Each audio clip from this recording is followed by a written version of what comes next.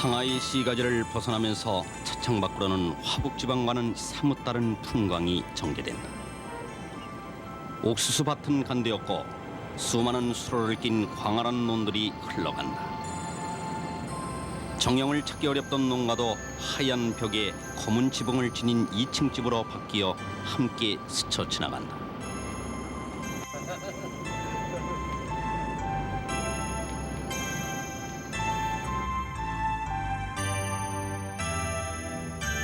이곳이 바로 양지강 이남, 곧 강남의 대운하지대다. 이로부터 이 강남 물의 고장에서는 갖가지 배들이 오가며 사람과 물건을 실어 날라왔고 세상 돌아가는 소식이며 감정까지도 이 운하를 통해 흘러오갔다. 상하이에서 수저우까지는 100km, 이곳 도로 사정으로는 3시간이나 걸리는 거리다. 상하이로 오리를 팔러 가는 풍경이며 가다 말고 노천에서 즉석 과일 가게를 여는 풍경도 이처럼. 그러나 강남의 상징은 물과 빛이요, 물은 운하로, 빛은 수목으로 대표된다.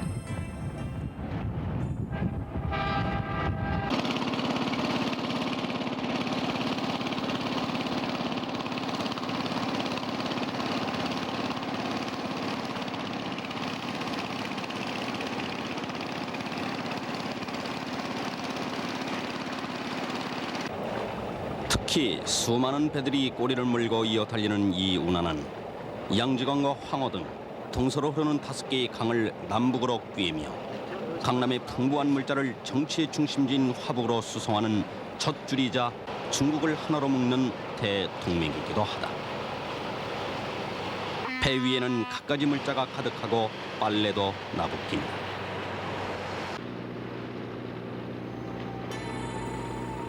이 운하의 북쪽 끝은 베이징, 남쪽은 저장성, 곧 절강성도인 항저우다.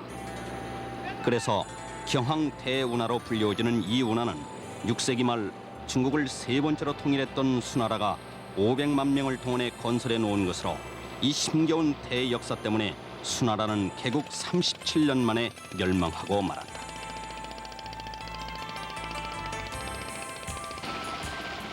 수나라가 항저우에서 수도였던 시안 부근을 지나 베이징까지 연결했던 운하의 거리는 1780km.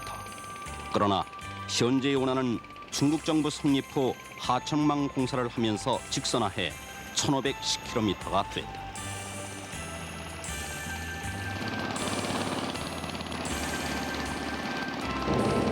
하늘에는 천국이 있고 지상에는 수조와 황조가 있다 할 만큼 서조와 황조는 예로부터 중국인들의 꿈이 담긴 아름다운 도시입니다. 시내를 가로지르는 수많은 이 운하며 그림처럼 놓여져 있는 수많은 아치형의 돌다리들, 그리고 수면 위에 비친 갖가지의 그림자들이 중국인들의 꿈을 느끼게 해줍니다.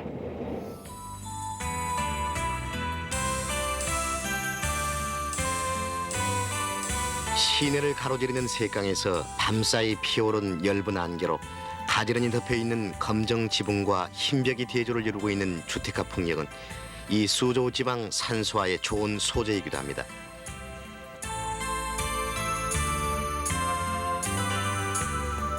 이 수조우가 역사에 최초로 등장했던 것은 기원전 6세기 초 춘추시대의 오나라의 도읍지가 되면서부터였습니다.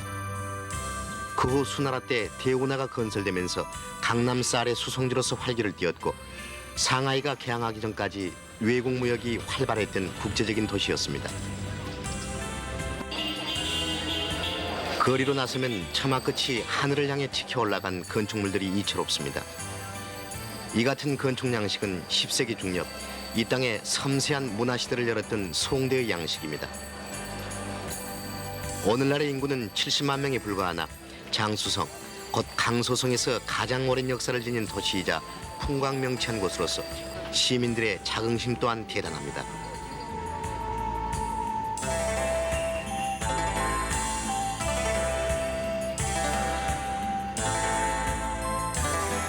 시가지 남서쪽 경계인 외성하 위에 서 있는 판문, 곧 반문은 기원전 514년 이 땅에 도읍했던 오나라의 역사를 살펴볼 수 있는 곳입니다.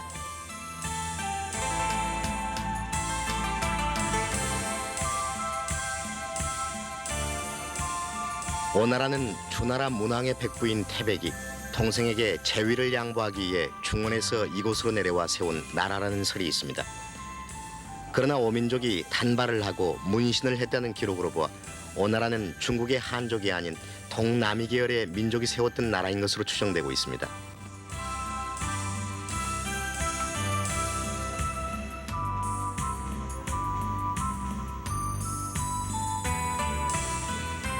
오늘날 복원되어 있는 오나라 성곽의 길이는 24km. 오나라 왕 함녀의 이름을 따 함녀대성이라고도 부릅니다. 성곽 주위에는 금방이라도 무너져 내릴 것 같은 고색 창인한 서광탑이 이 도시의 오랜 역사를 말해주고 있습니다.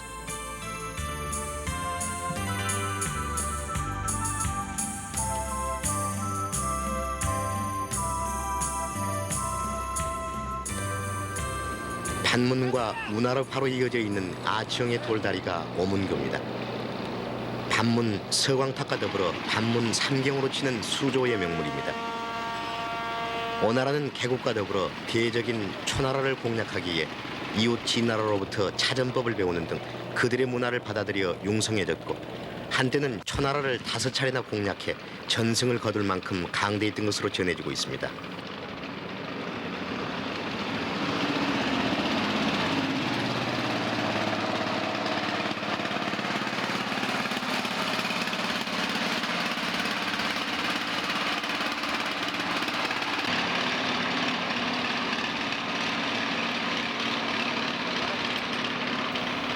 이 같은 유적들은 본뒤 오나라 24대 왕 함녀가 초나라를 탈출해온 재상 오자서를 시켜 세운 것입니다.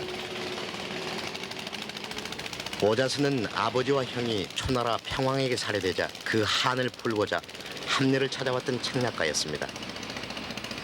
이 운하는 당시 오왕 함녀가 수군을 이끌고 초나라를 치기 위해 북상했던 물길이요 2500년이 지난 오늘날에는 강소성을 살찌우는 젖줄로서 예나 지금이나 그 중요성은 변함이 없습니다.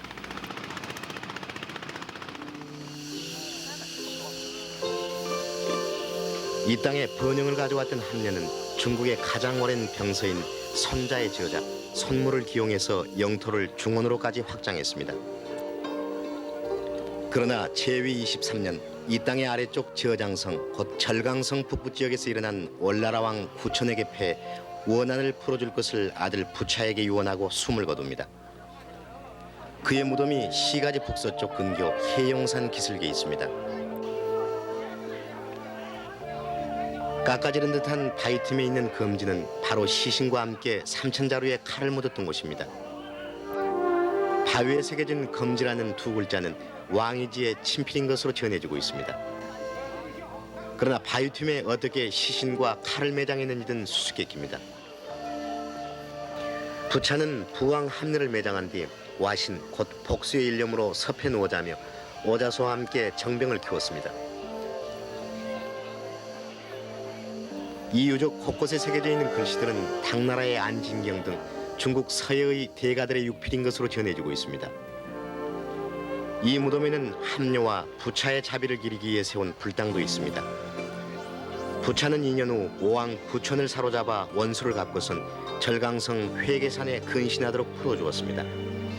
이처럼 많은 일화를 전해주고 있는 이 무덤이 호랑이 부릉이라는 뜻인 호구라는 이름을 지니고 있는 것도 흥미롭습니다. 오나라 왕 부차가 그의 아버지 함녀를 이곳에 묵고 난 사흘 뒤 호랑이 한 마리가 나타나 웅크리고 앉아 이 무덤을 지킨 데서 호구라고 불리워졌다는 전설이 있습니다. 또 한 가지는 이 구릉이 전체적으로 호랑이 모습을 하고 있는 데서 유래를 찾을 수 있는데 불당 오른쪽이 호랑이의 입, 그리고 저쪽 뒤에 서 있는 탑이 호랑이 꼬리인 셈이죠. 검지 뒤편으로는 높이가 47.5m인 탑이 서 있습니다. 팔각형의 7층인 이 탑은 중국에서 가장 오래된 기와탑으로 15도 정도 기울어져 있습니다. 그래서 호구사탑으로 불리워지고 있습니다.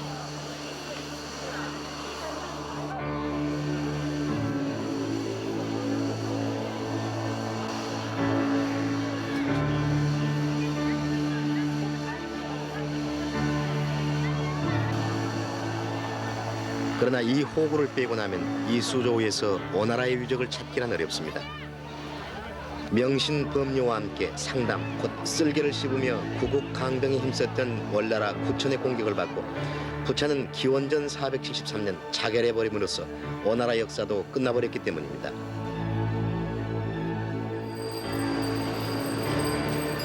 예로부터 산자수려에 있던 이 수조에 아담한 집을 짓고 풍류를 즐기며 여생을 보내는 것이 중국인들의 꿈이었습니다.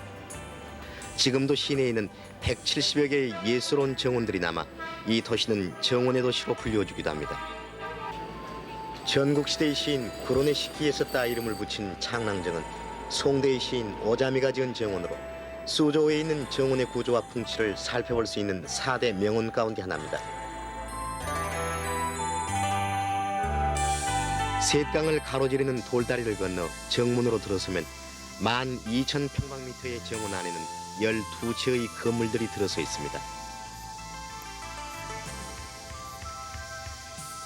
건물들의 규모는 그리 크지 않으나 처마 끝을 하늘로 치켜 올려 목조 건축에서 보기 힘든 힘찬 느낌을 주면서도 휘어진 지붕선과 기묘한 조화를 이루고 있습니다. 이 같은 지붕선의 아름다움은 송대 건축에서만 볼 수 있습니다.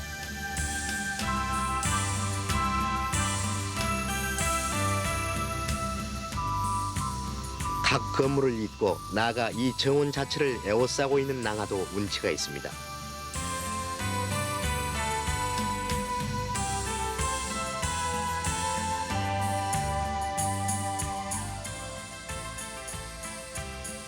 주 건물 앞에는 흙과 돌을 높게 쌓아 조그만 동산을 만들었고 풍상에 씻긴 괴이한 정원석을 배치해 놓았습니다. 또 동산 아래쪽으로는 연못을 만들어 물과 돌이 조화를 이루도록 해두고 있습니다.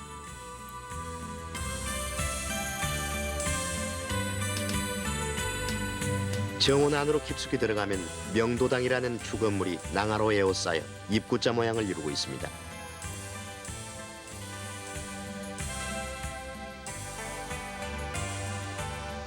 이 명도당은 오자미가 처음 세웠을 때는 서저로 쓰였으나 후대에 와서 서당으로 쓰여졌고 지금은 이 지방 서화들을 전시해 두고 있습니다.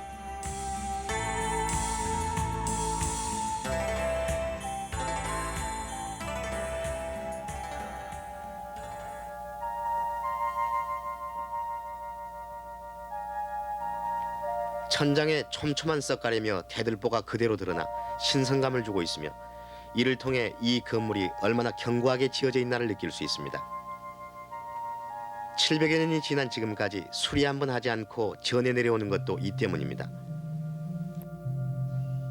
정원 뒤편으로는 선비들의 기계를 상징하는 대나무를 심어 사시사철 녹색을 접하면서 스쳐가는 바람 소리를 즐길 수도 있게 되어 있습니다.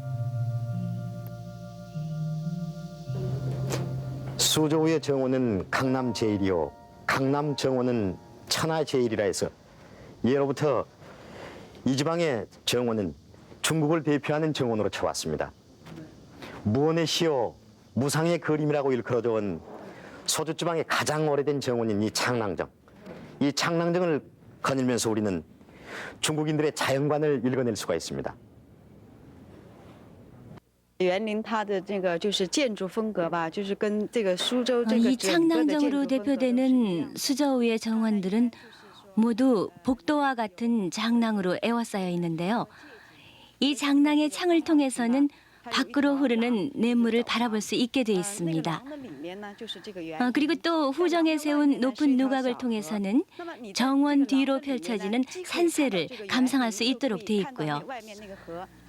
그래서 한 걸음 옮기면은 또 다른 풍경이 나타난다고 할 만큼 건축상의 묘미를 살려서 지은 거죠.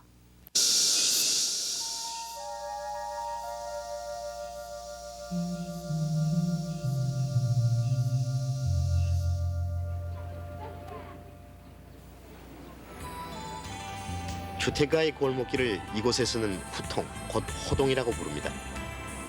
거미줄처럼 이어져 있는 호동을 지나다 보면 시간의 미로를 헤매는 느낌을 받습니다.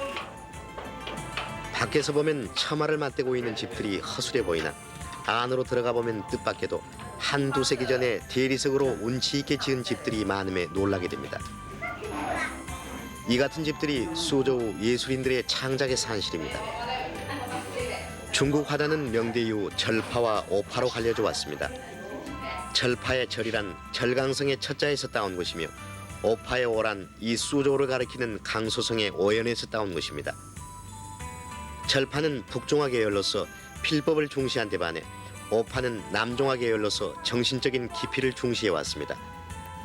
그러나 명대 말부터 상남 편북이라 해서 남종화를 숭상하고 북종화를 천시해온 경향에 따라 오파가 성하게 됐고 오늘날에도 수조는 오파의 본향이 되어 있습니다. 이 서주의 해화가 중국의 해화에서 차지하는 비중에 대해서 좀 설명 좀 해주십시오. 동진시대 고개지로부터 대성된 중국 산수화는 송대에 와서 남종화, 북종화로 나누어집니다.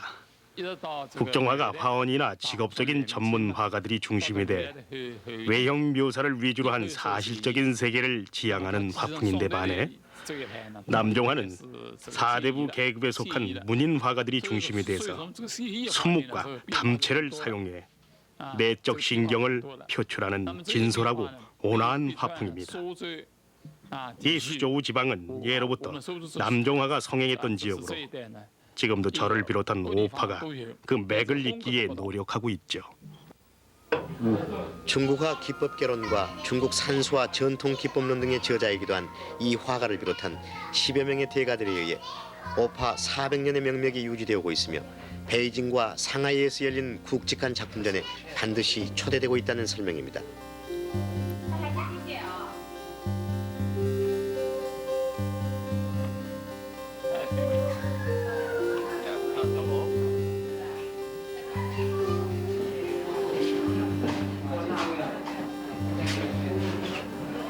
그림과 함께 수조를 대표하는 예술품은 자수입니다.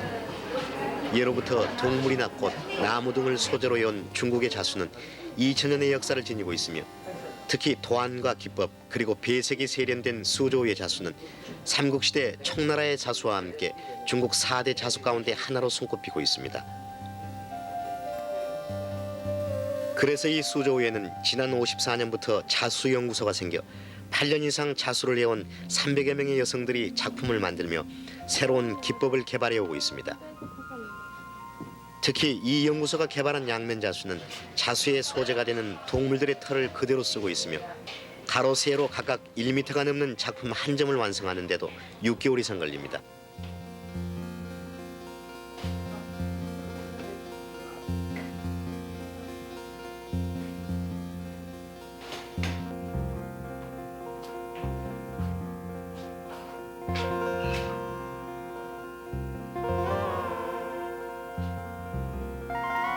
이 수조 지방의 자수의 특징을 든다면 어떤 점을 들 수 있을런지요? 이 지방 자수의 특징은 우선 색조가 밝고 수 놓는 대상이 단순하면서도 그 기법이 아주 촘촘한 데 있습니다. 보통 가로 세로 1m 안팎의 양면 자수를 완성하는데 6개월 정도 걸리는데요. 값이 15,000달러쯤 돼서 좀 비싼 편이죠. 또한 이 연구소는 이 지방 화가들이 직접 그린 그림을 자수본으로 쓰면서 전문가들의 기술 지도를 받고 있으며 이렇게 제작된 자수들은 이곳에서 판매되기도 하고 그 절반 이상은 독일과 일본 그리고 스페인 등에 수출되고 있습니다.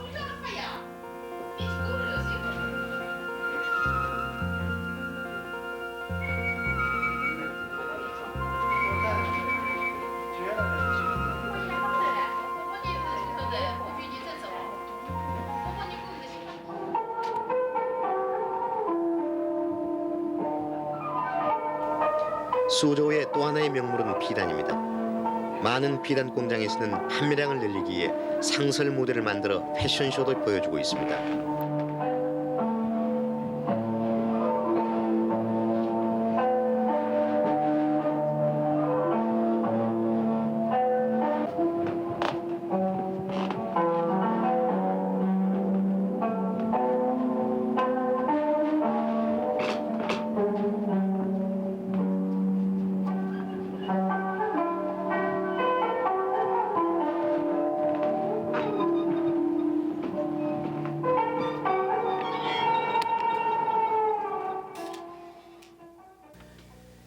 기원전 11세기 주나라 무왕이 비단을 어이로 썼고 개선 장군에게 금포를 하사했다는 기록이 있을 만큼 비단의 역사가 긴 중국에서 이 수조의 비단이 유명한 까닭은 일찍부터 이 지방에서 양잠이 시작됐고 그 무늬가 화려하고 다양하기 때문입니다.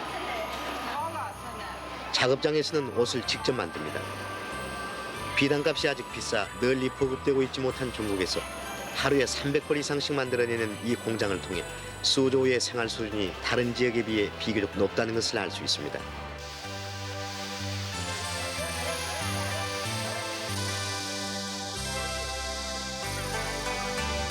거리로 나서면 이 같은 실크옷으로 성장한 처녀들이 이 도시의 풍광을 더욱 밝게 합니다.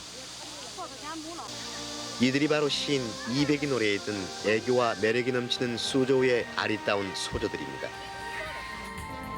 수조의 풍광은 물에서 더욱 빛납니다. 봄부터 여름 사이 운하일 때는 유채밭의 노란색과 버드나무의 푸른색, 그리고 연꽃밭의 자주색이 한데 어우러져 천하 제일의 풍광을 이룹니다.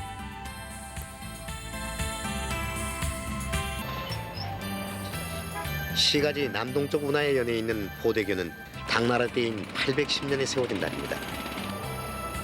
53개의 야치가 보석 허리띠처럼 이어졌다 해서 보대교로 불리워지는 이 다리는 중간 부분을 높여 장력을 보강한 다리로서 길이가 317m나 됩니다. 그러나 청대 영국군의 포격을 받아 북쪽 절반이 파괴돼 서구 열강들의 수탈의 마수가 이 아름다운 지역에까지 뻗쳤음을 말해주고 있습니다.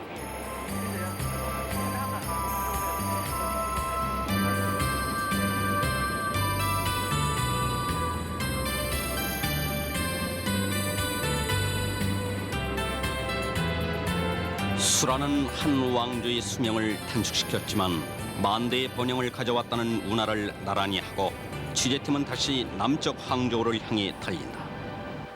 항저우까지는 180km. 부지런히 달린다면 5시간이면 닿을 수 있으리라. 강서성에서 절강성으로 바뀌는 길목, 강절평에 떨어지는 해가 곱다.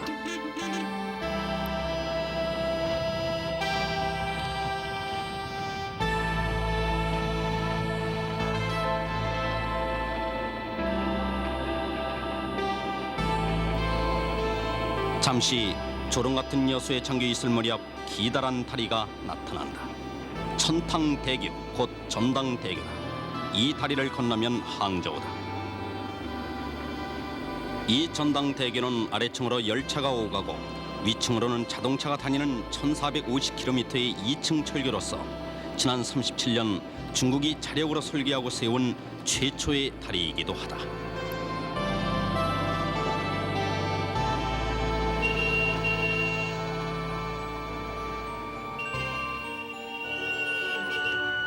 전동버스며 수많은 차량들로 붐비는 도로 양측에 서 있는 느티나무와 플라다나스 등의 가로수가 싱그럽습니다.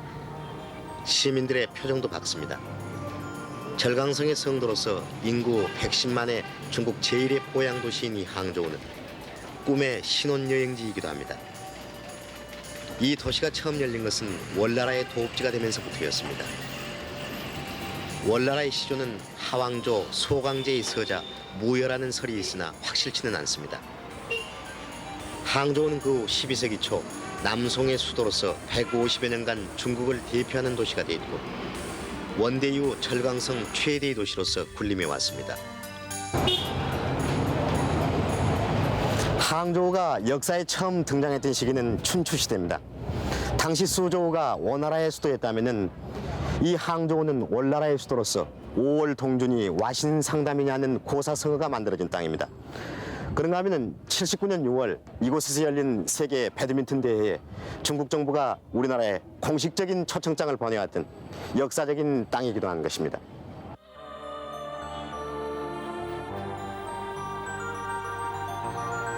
항저우를 대표하는 경성지는 시후 곧 서호입니다.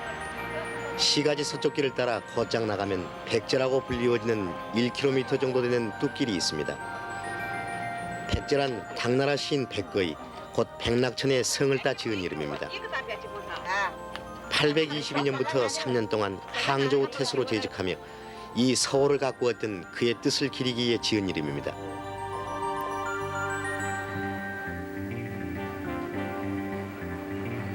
서호의 면적은 5.6평방킬로미터, 둘레는 10km며 평균 수심은 1.8m입니다. 이 호수는 본디 전단강으로 이어져 항저우만으로 빠지는 수로였으나 전단강을 따라 흘러들어온 토사에 의해 만구가 막혀 생긴 석호입니다.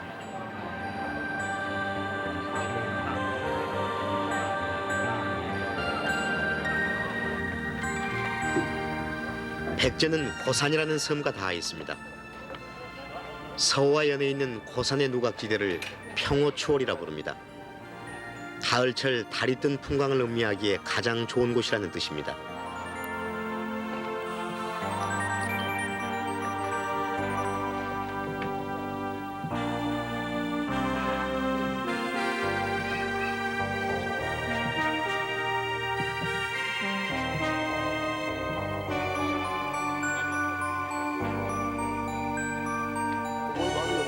평호추월을 지나 고산 서쪽으로 나오면 소재라 불리워지는 또 다른 뚝길이 있습니다. 소동파의 성을 따 지은 이름입니다. 이 소재와 고산이라는 섬 사이에 있는 연꽃밭도 일품입니다. 서호에 떠 있는 다른 세 개의 섬을 보기 위해선 이곳에서 배를 타야 합니다.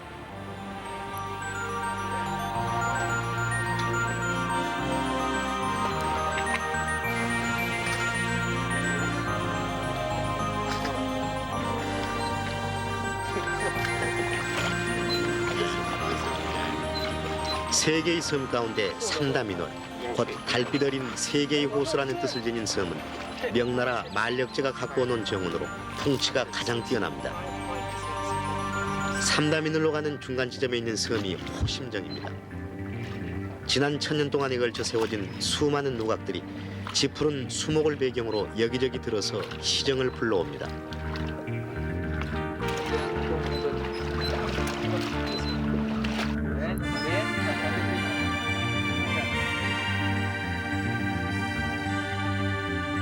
고산을 따라 30분쯤 배를 저어가면 삼다민월에 이릅니다.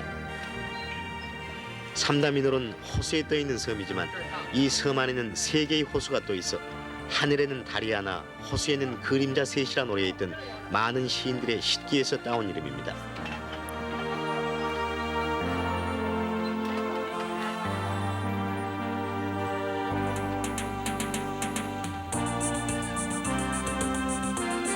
항저우 시가지를 뒤로하고 이 같은 섬이며 제방 그리고 연안의 구름이 추나추동 여건에는 뛰어난 경치를 두고 서호 십경이라 말해왔고 이 가운데서 삼다민월의 운치는 명나라 만력제까지도 찬탄해 이곳을 가꾸었을 만큼 뛰어납니다.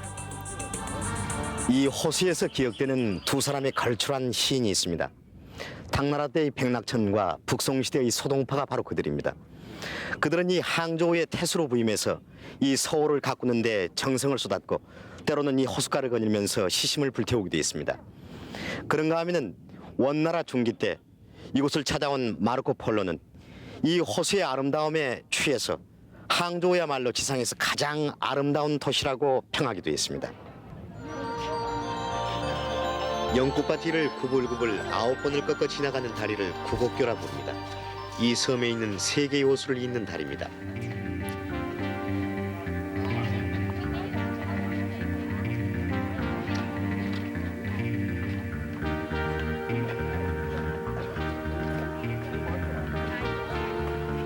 이 구곡교 중간쯤에 서 있는 육각형의 정자가 이 섬의 내력을 일러주는 정자입니다.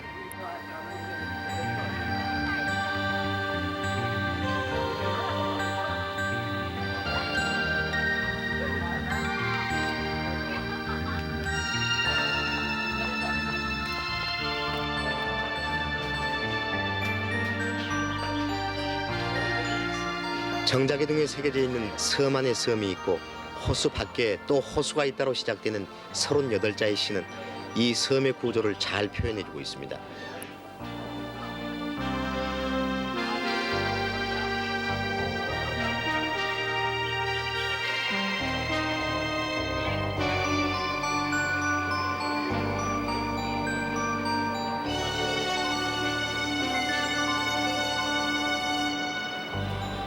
이 삼다민월의 남서쪽 외곽 유람선이 오가는 호수 가운데 서 있는 세 개의 석탑은 본디 소동파가 세웠던 것을 만력제가 고쳐 세운 것입니다.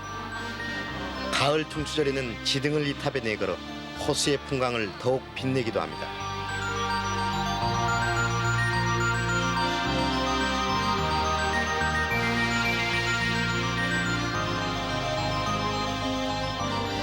서주위에는 이 밖에도 70여 군데의 유적지가 둘러서 있습니다.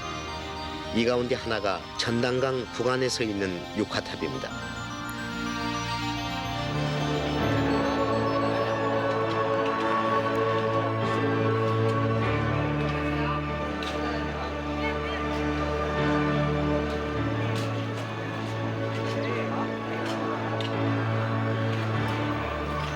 이 육화탑의 높이는 60m.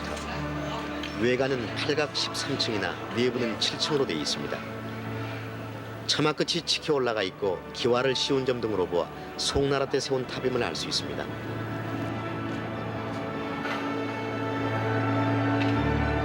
송대 초인 970년에 건립된 이 육화탑은 이 항저우의 지세를 설명해주는 탑입니다. 평균 높이가 5m밖에 되지 않는 이 지역은 만조시에는 항저우만의 해수가 역류에 들어와 파도가 2, 3m나 되는 해일이 일어 농사짓기 어려웠습니다. 이 육화탑은 이 높은 파도를 진압하기 위해 세운 탑입니다.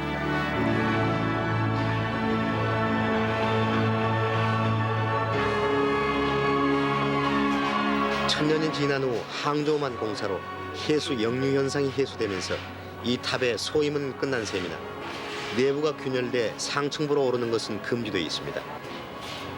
그러나 흔치 않은 중국 고대 목조 탑으로서 지금은 국보격인 전국 중점 문물 보호 단위로 지정돼 이 항저우를 지키는 수호탑 구실을 하고 있습니다.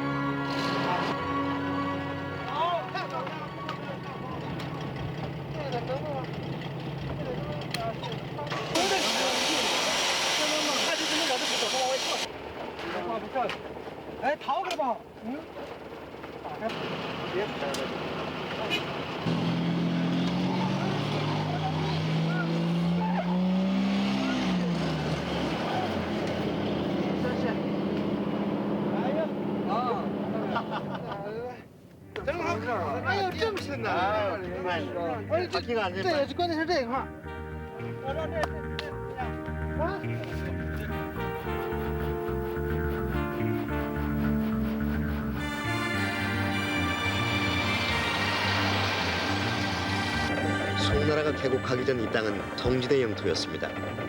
동진이란 한나라 멸망 후 삼국을 통일했던 위나라가 흉노족에게 다시 패망함에 따라 4세기 초 그 후예였던 사마예가 오늘의 난징의 도읍을 정하고 양저강 이남 땅을 근거로 해서 세운 나라입니다. 서호의 서쪽에 있는 영은사는 동진 시대의 인도의 승려 히에리가 세운 1600년 된 고찰입니다.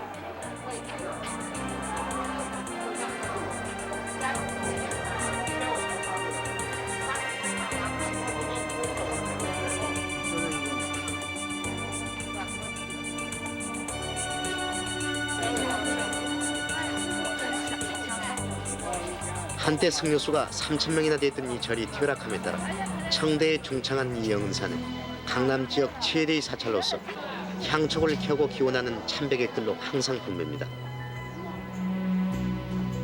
대웅전 본전불의 높이만도 20m. 이 절의 규모가 얼마나 컸던가를 짐작해 줍니다.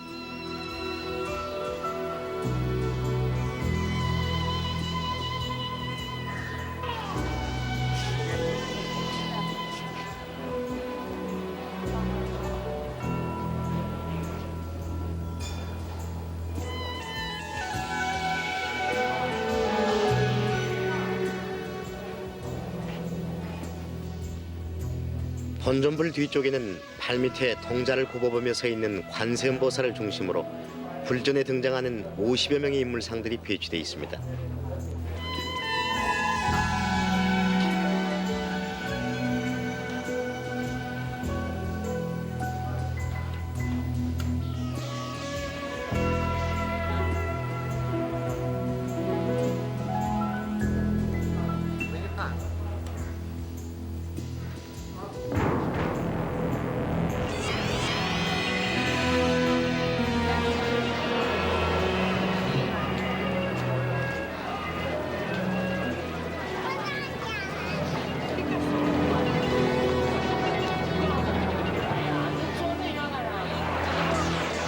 영은사와 계곡 하나를 사이에 두어 서 있는 높이 209m의 봉우리가 비례봉입니다. 이 비례봉의 암벽과 동굴 속에 조성되어 있는 330여 채의 불상과 마의 석각들도 일품입니다.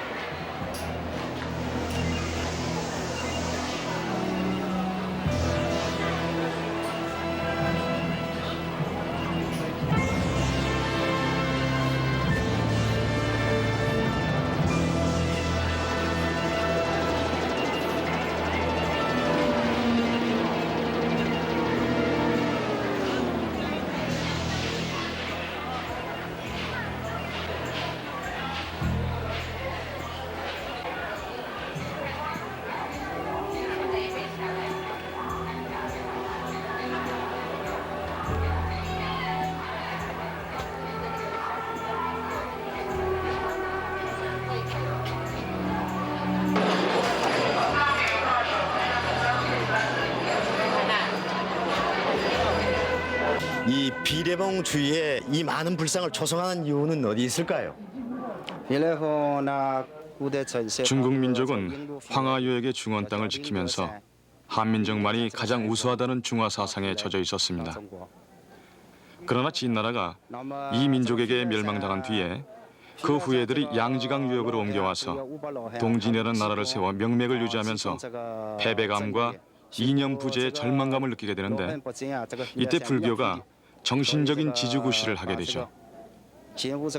이 비례봉에 있는 석굴들은 바로 패배감과 절망감을 극복하려던 그 시대 의식의 표현이 된 셈이죠.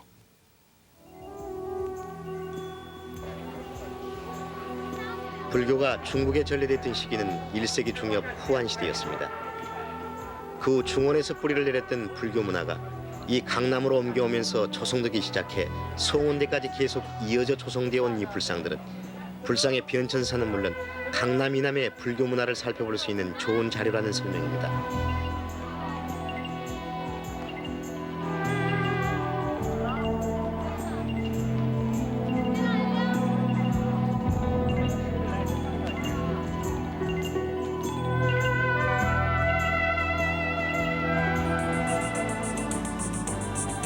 중국 왕조의 정통성을 상징하는 중원 땅을 흉노족 등 북방민족에게 빼앗기고 강남으로 쫓겨내려왔던 동진시대의 패배감이 비례봉 석불에 나타나 있다면 이 땅에 문치주의 시대를 열었던 송나라가 겪어야 했던 고충은 서호의 포간에 있는 악비의 묘에서 찾을 수 있습니다. 언젠가 마오쩌둥, 곧 모택동은 외신기자와의 인터뷰에서 자신은 삼국지 같은 무협지도 즐겨 읽지만은 무엇보다도 민족의 영웅열전을 즐겨 읽는다고 대답한 적이 있습니다. 이 민족인 금나라의 침입에 저항했던 남송의 명장 악비의 얘기가 바로 그 대표적인 것입니다.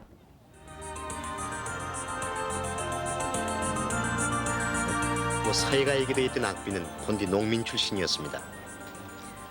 그러나 만주에서 일어난 금나라의 침입을 받고 북송이 멸망할 무렵 악비는 의용군의 지원에 전공을 쌓았고 북송이 멸망하고 수도를 난징해서 이 항저우로 옮겨 남송이 개국했을 때는 금군과 100번을 싸워 전승을 거두어 산을 흔들기는 쉬워도 악비를 이기긴 어렵다는 찬사를 받는 명장이 되었습니다.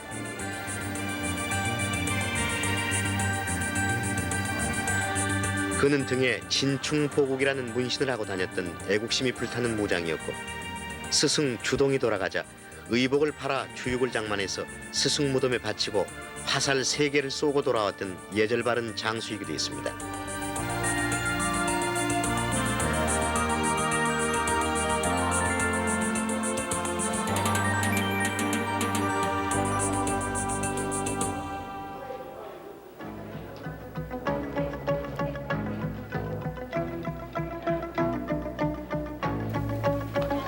그러나 당시 재상 진회가 금나라와 화평론을 펴면서 군벌들의 군대를 중앙군으로 개편하고 악비를 반역의 누명을 씌워 투옥해 그의 아들 운과 휘하의 장수 장중과 함께 살해해버립니다. 그는 변명 한마디 없이 38살의 나이로 죽어갔습니다. 악비가 죽었다는 소식을 듣고 금나라 조정은 성대한 주연을 열어 즐거워했다고 전해지고 있습니다. 그 후 재상 진회가 사망하고 효종이 즉위하면서 악비는 국국의 영웅으로 명예가 회복돼 악왕으로 추봉됐습니다. 송나라 조정은 또한 그의 무덤과 그와 함께 숨진 아들 운의 무덤을 이곳으로 옮겨 사당을 세우고 그의 자손들을 찾아 후대했습니다. 또한 중국 정부 성립 후 민족의 영웅으로 현창되면서 악비 부자의 무덤이 다시 정화됐고 그의 덕을 기리는 수많은 비들을 한자리에 모아 비랑을 조성하기도 했습니다.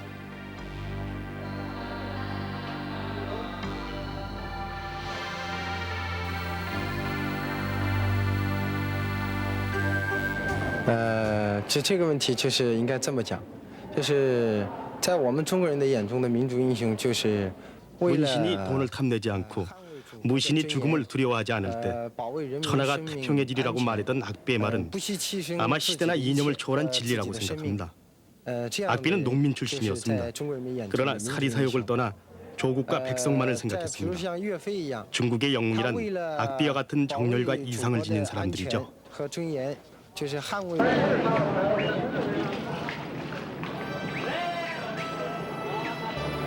서호의 주위에는 금성문을 연구하는 학술기관도 있습니다. 금속이나 돌에 새겨진 명문을 연구하는 역사학의 한 분야를 금석학이라 합니다. 특히 중국의 금석학은 거북이 등이나 동물의 뼈에 새겨진 글자를 연구하는 갑골학과 인장에 새겨진 문자를 연구하는 인장학으로까지 전문화되어 있습니다. 서호의 고산에 있는 선행인사는 양쯔강 이남에 흩어져 있는 금성문을 연구하는 학술단체입니다. 청나라 광서제 때인 1904년 중국 하조와에 대가했던 우창수, 곧 오창석이 설립한 이 선행인사는 이 지방에 흩어져 있는 고대 비석에 새겨진 자체와 서법, 그리고 인장에 새겨진 문자를 연구하는 등 미술 분야의 금석학을 주로 다뤄왔습니다.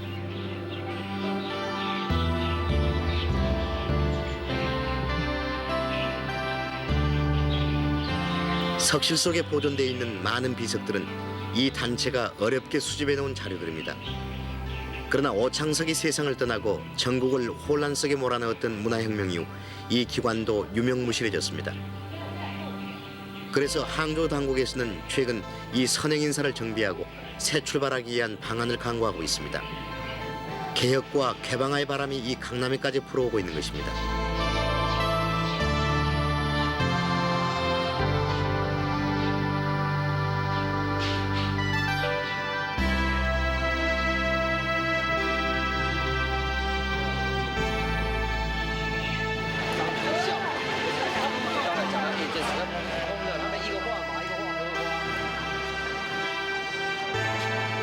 서호 부근에는 세계에 유명한 샘들도 있습니다. 그 가운데 하나가 천하 제3천으로 불리워지는 호포천입니다. 수림이 무성한 경내에는 전형적인 송대의 건물들이 늘어서 있습니다. 본디 절이었던 자리이나 지금은 승려도 신도도 보이지 않습니다. 그러나 운치 있는 돌다리를 건너면 이 절에서 득도했던 수많은 고승들의 모습을 건물 벽 안팎에 새겨놓은 누각이 있습니다. 본디 큰 절이었음을 알 수 있습니다.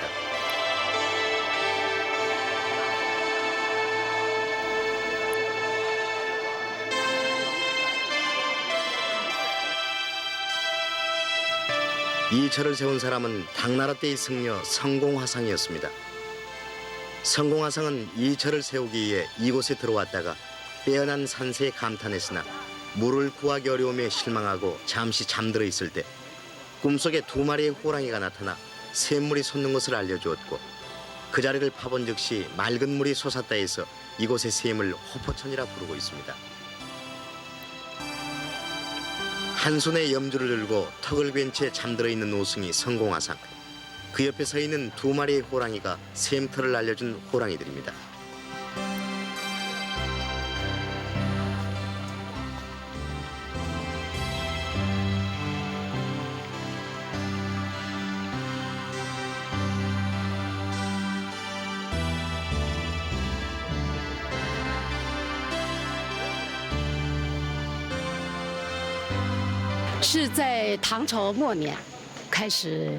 호랑이는 중국 신화나 민담 속에서 산신이라든지 옥황상제 사신 등으로 많이 묘사되고 있죠.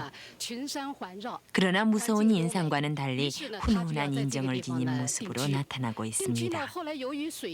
잠든 화상에게 샘터를 알려준 호랑이는 바로 지혜의 상징으로서 이 호포천이 예사샘이 아님을 말해주고 있습니다.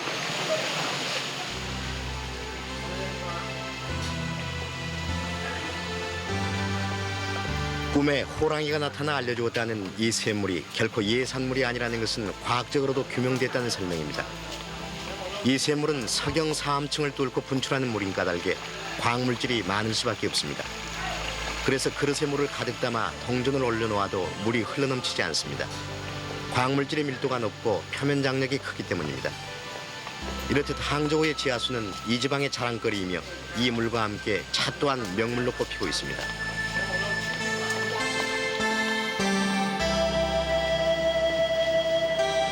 항저우에 초록빛을 더해주는 것은 널따란 차밭입니다.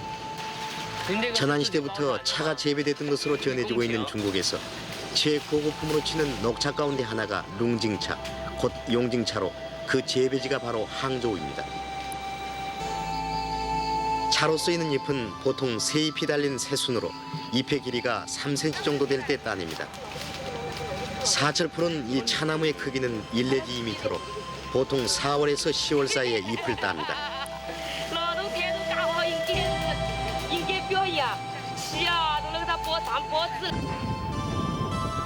이 용종차의 명성이 높아감에 따라 서양 사람들도 차밭으로 몰려와 차를 따는 것을 구경하고 차를 말리는 과정을 지켜보기도 합니다.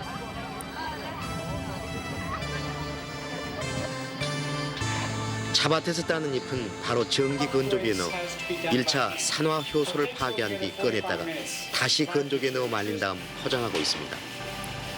비료나 농약을 쓰지 않는 까닭에 잎을 따내 바로 건조기에 넣어도 괜찮다는 설명입니다.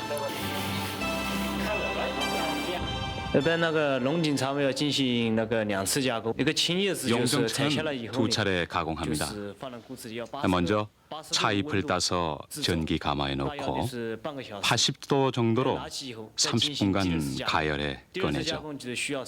그 뒤 두 번째 가공하는데 이때는 60도 정도로 15분간 가열합니다. 그런 뒤에 뜨거운 물에 넣어 마시면 됩니다.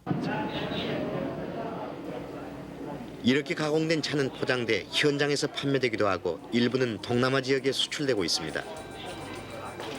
특히 이 용종차는 카페인과 탄닌 그리고 비타민 C와 아미노산 등이 풍부해서 비만한 체질을 바꾸는 데 효과가 있으며 이 차가 지닌 특유의 향기는 뛰어나다는 설명입니다.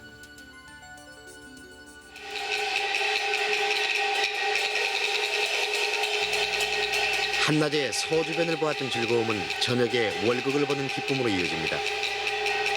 역사나 전설 등 서사적인 줄거리를 가무와 상징적인 연기로 끌어가는 중국의 전통극을 흔히 베이징에서 발전했다 해서 경극이라 부릅니다. 그러나 월나라의 수도였던 이 항저우에서는 월극이라 부릅니다. 뱀의 화신인 한 여성이 남편의 사랑과 정성으로 완전한 인간이 돼가는 과정을 그린 월극 도선초의 한 대목입니다.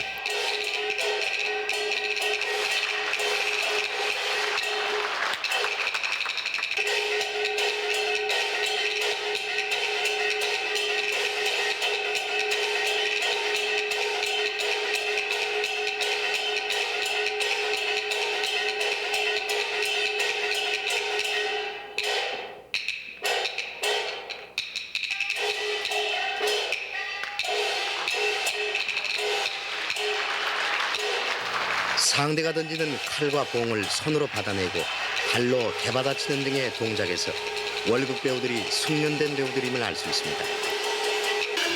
대당 시절 오천 축국에서 불전을 가지고 돌아왔던 삼장법사의 시종인 손오공을 등장시켜 갖가지 변수를 부리게 하고 천자의 자리를 윤번제로 하자는 등의 골계를 부리는 서유기를 연습하는 극단도 있습니다.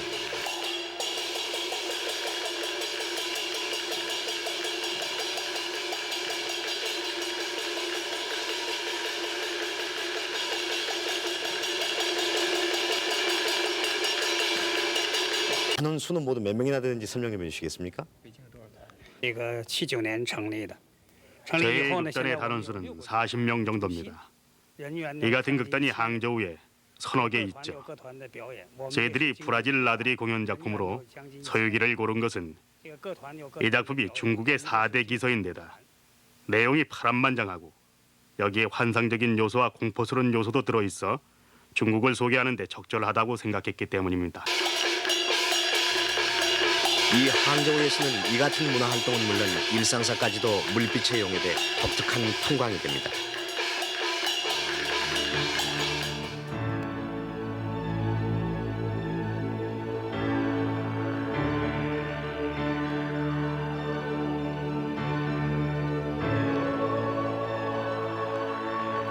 여기서 우리는 중국인들의 자연관을 음미해 볼 필요가 있습니다.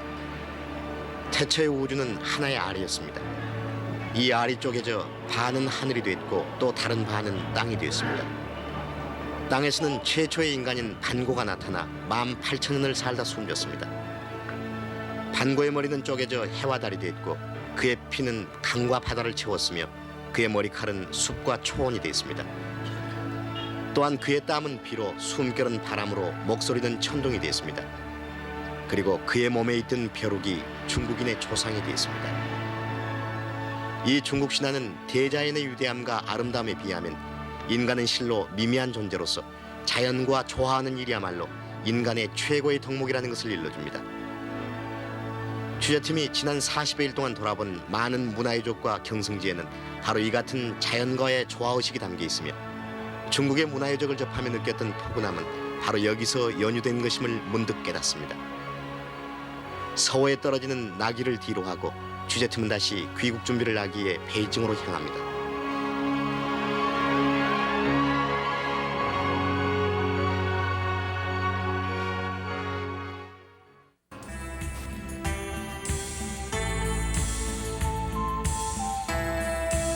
신중국의 개방화 실상을 진단하고 옛 중국의 문화를 조명하기 위해 그동안 8차례에 걸쳐 방송해온 KBS 태하기획 중국 대륙은 오늘로서 그 대단원의 막을 내립니다.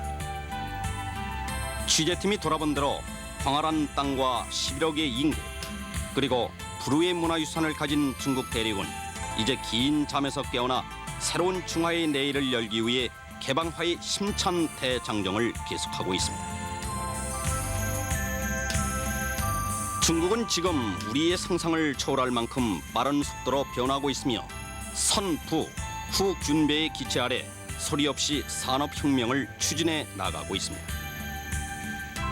안으로는 산업의 경쟁력을 높이기 위해 설비를 확충하고 선진 기술과 서구식 경영 방법을 도입하는 등 마치 우리나라가 60, 70년대에 했던 것처럼 수출입국의 초석을 다지기 위해 총력을 다하고 있습니다. 또한 밖으로는 경제 대문을 활짝 열고 외국의 투자가들을 불러들이고 있으며 40년의 오랜 단절로 가까우면서도 먼 나라가 된 우리에게도 경제 동반자로서의 협력을 위해 조심스럽게 손짓하고 있습니다.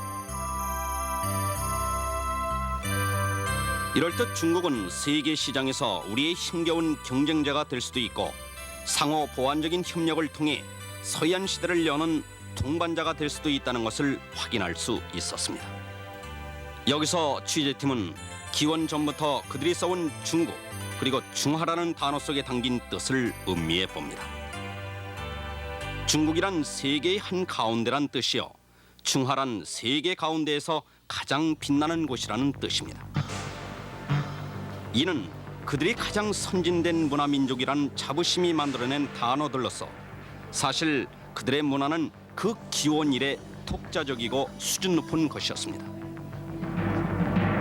한때 이념의 도구가 됐던 문화예술 활동이 개인 중시의 활동으로 탈바꿈하면서 예술인들의 사유의 폭이 넓어지고 문화혁명 때 파괴됐던 문화유적들이 복구되면서 문화민족으로서의 그들의 긍지가 소생하고 있음도 확인했습니다.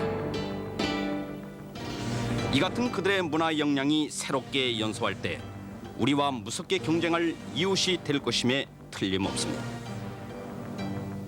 그리고 우리 민족 혼의 진원지인 백두산에 학술조사단을 파견하고 그 산자락에서 꿋꿋이 살아가는 연변의 우리 동포들과 교류를 확대하는 방안은 없을까에 대해서도 생각해봤습니다. 취재팀이 살펴본 대로 중국은 역사적으로나 문화적으로나 지리적으로나 결코 먼 나라가 아닙니다. 최근 개방화와 북방 정책의 물결을 타고 중국은 우리에게 다가오고 있으며 우리도 중국에 다가서고 있습니다. 중국은 앞으로 우리에게 어떤 나라가 될 것인가? 그리고 우리는 무엇을 준비하고 어떻게 해야 할 것인가? 많은 관계자들이 슬기를 모아야 할 것입니다.